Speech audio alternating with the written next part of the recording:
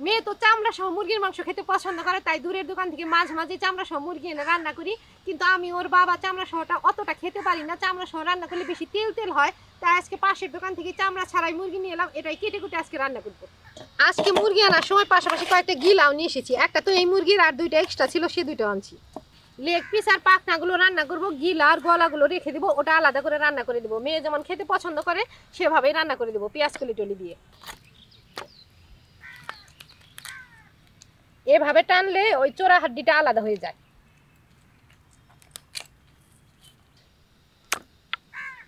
যেভাবে টেনে ছিঁড়ে হাড্ডিটা আলাদা করা যায়, কাটলে কিন্তু ওভাবে করা যায় না।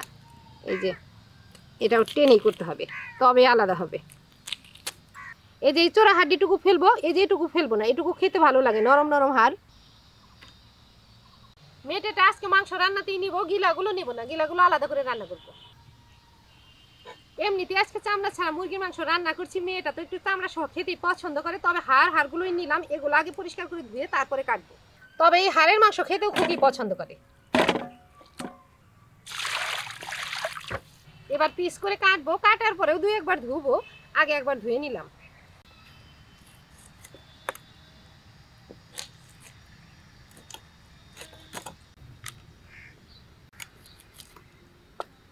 ডাবল লেগ পিস দুইটাই নিচ্ছি, এগুলো কেটে নেব।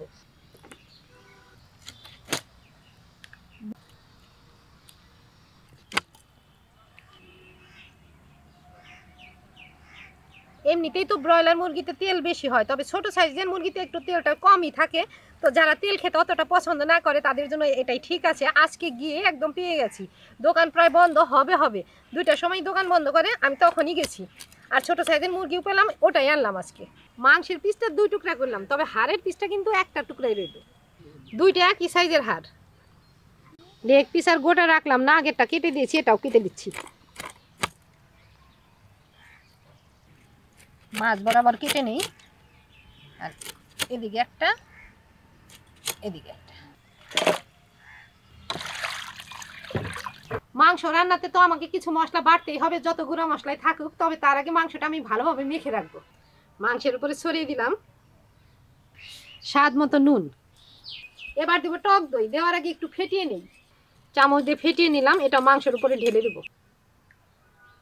খাসির মাংসই হোক আর মুরগির মাংস হোক, হাতে তেল নিয়ে মাখলে মাংসের স্বাদ অনেক গুণ বেড়ে যায়। দইয়ে, মশলায় আর তেলে কালারটা কি হয়েছে! অন্যান্য মশলা তো দেইনি, এই মশলাতেই ভালোভাবে মেখে রাখবো। ভালোভাবে হাতে মেখে রাখলাম, এবার ঢেকে রেখে অন্যান্য কাজ গুছিয়ে নেব। এর মধ্যে মশলাগুলো মাংসের ভিতরে ঢুকে যাক। পেঁয়াজ, আদা, রসুন, কাঁচা লঙ্কা নিয়ে এলাম, এগুলো বেটে নেব। আর একটা ভাজা মশলা করার জন্য জিরে, ধনে, গরম মশলা আর শুকনা লঙ্কা এনেছি, এটা ভেজে তারপরে বাটবো। পেঁয়াজটা আগে ছিলি,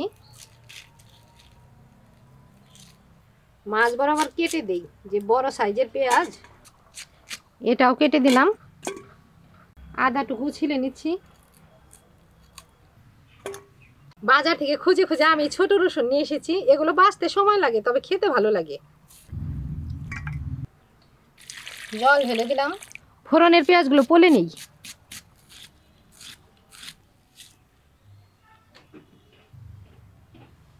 রসুনও ধুয়ে তুললাম, সবকিছু ধুয়ে কেটে নিলাম। এবার মশলাটুকু বেটে নেই। প্রথমে বাটবো আদা থেতলে নেই, ভালো করে থেতলে নিলাম। উপরে রসুনের কোয়া নিয়ে একসাথে বাটবো। রসুনও নিয়ে নিলাম, এবার একসাথে বাটি।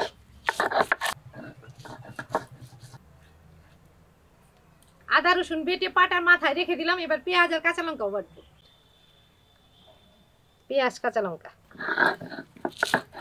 আদা রসুন পেঁয়াজ কাঁচা লঙ্কা বেটে নিলাম। এগুলো তুলে আর আলাদা রাখবো না, একেবারে মাখানো মাংসের উপরেই দিয়ে দিব।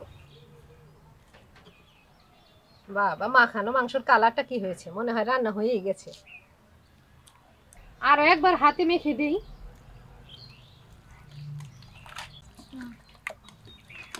মেয়ে মাঝে মাঝে বলে খুন্তি দিয়ে মশলা মিশিয়ে দাও। খুন্তি দিয়ে মশলা মিশালে কি আর রান্না ভালো হবে? ছোটবেলায় দেখেছি মা ঠাকুমা এভাবে মেখে মেখে রান্না করতো, তখন অবশ্য ওরা বেশি খাসির মাংসটাই করতো। মাখামাখি শেষ, আবারও ঢেকে রেখে উনুন জ্বালিয়ে দিব। উনুন জ্বালিয়ে নিয়েছি, কড়াইটা বসিয়ে দিলাম। গরম কড়াইতে আগে মশলাগুলোই ভেজে রাখবো। মশলার থালা রোদে দিয়ে রাখছি। এখান থেকে ফোড়নের জিরে গরম মশলাও রাখবো। আর বাকিটুকু ভাজবো। শুকনা লঙ্কা আগে দিলাম। কড়াই একদম গরম হয়ে গেছে, বাকি মশলাটুকু দিই। টালা হয়ে গেছে, কড়াইটা আবার উনুনে বসালাম। গরম কড়াইতে ফোড়নের সরষের তেল দেব। তেল টনটনে গরম হয়ে গেছে, পেঁয়াজ কুচি দিয়ে দিলাম। পেঁয়াজগুলো নেড়ে নেড়ে ভেজে নিই। চিকেন রান্নার সমস্ত কাজ হয়ে গেছে, এবার মাখানো মাংসগুলো ঢেলে দেবো আর ভাজা মশলাটা বেটে দেবো। এই তো পেঁয়াজ কুচিগুলো অল্প মজে গেছে, এর উপরে এখন জিরে গরম মশলা দিব। একদম কড়া করে ভাজবো না, লাল লাল হয়ে গেলেই মাংস দিব। পেঁয়াজ ভাজা হয়ে গেছে, এবার মাংসগুলো ঢেলে দেবো। পেঁয়াজগুলো আর নাড়া বন্ধ করলে চলবে না, এর উপরেই মাংস ঢালবো। ফোড়নের তেল পেঁয়াজ সবকিছুর সাথে ভালোভাবে মিশিয়ে দিই। তেল মশলার সাথে নেড়ে নেড়ে মিশিয়ে দিলাম, এবার একটু ঢেকে দেব। যে কোনো মাংস রান্না করতে জাল একদম ঠিক মতো দিতে হয়।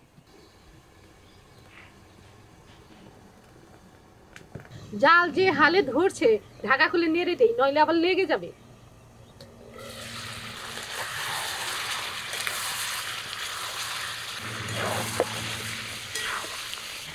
নেড়ে নেড়ে কষিয়ে নিলাম, এবার ঝোলের জল দিব। বেশি ঝোল রাখবো না, অল্পই দেব। আরো একটু দিলাম। চিকেন জাল হতে থাকে, এদিকে আমি ভাজা মশলাগুলো বেটে নিই। কেউ কেউ তো ভাজা মশলা গুঁড়ো করে বাটে, আমার তো পাটা একটাই, আগে তো পাটাটা ভিজে গেছে, আমি জল দিয়েই বাটবো।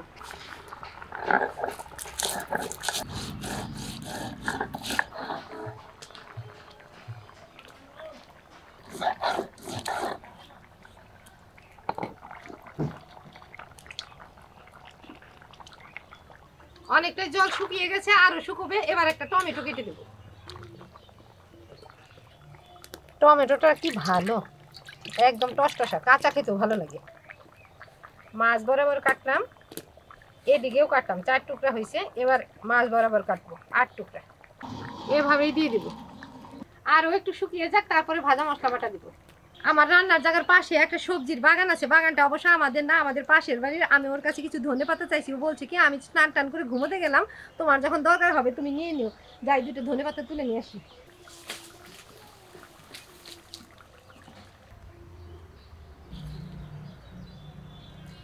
যখনই কোনো কিছু চাই, ধনেপাতা শাক পাতা, বলে কি তুমি তুলে তুলে নিয়ে যাও, তাজা তাজা রান্না করো। আমিও নেই বাড়ির কাছেই, তুলে নিয়ে রান্না করি। তরতাজা পাই একদম, বাজার থেকে তো আর এত তাজা পাই না। একটু বেশি করে আনলাম, এমনটা এই যে বাটা খেতেও ভালো লাগবে। একটু পরে বাটা করব।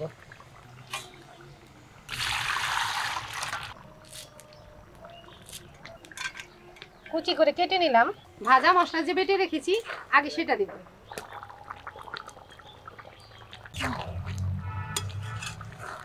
বাটা মশলা দিয়ে মিশিয়ে দিলাম। এবার ধনেপাতা কুচি ছিটিয়ে গরম উনুনে একটু বসিয়ে রাখবো। একটু নেড়ে মিশিয়ে দেই। এবার কিছু সময় উনুনে বসিয়ে রাখবো। শেষ উনুনের আঁচটুকু তরকারিতে লাগলে ঝোলটা খেতে ভালো লাগে। একদম থকথকে হয়ে গেছে, এবার নামিয়ে দেব। গামলাতে ঢেলে দেই।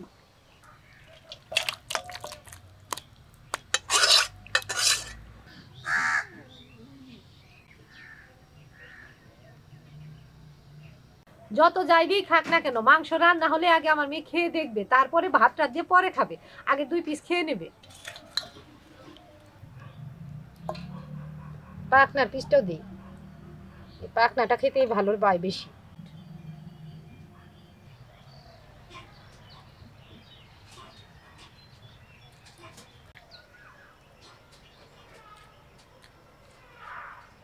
চিকেনে আমার সবথেকে প্রিয় পিস উইংসের পিস।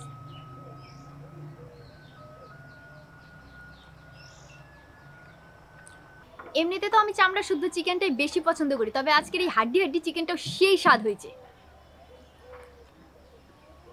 তো বন্ধুরা, এই ছিল আজকের রান্না। পাশের দোকান থেকে ছোট সাইজের মুরগি এনে কেটে বেছে তারপরে রান্না করলাম। আশা করি তোমাদের ভালো লেগেছে। তোমরা চ্যানেলটা ইউটিউব থেকে অর্চা কুকিং সাবস্ক্রাইব করো, ফেসবুক থেকে ফলো করো, লাইক করো, আর প্লিজ প্লিজ ভিডিওটা শেয়ার করে আমার পাশে থেকো।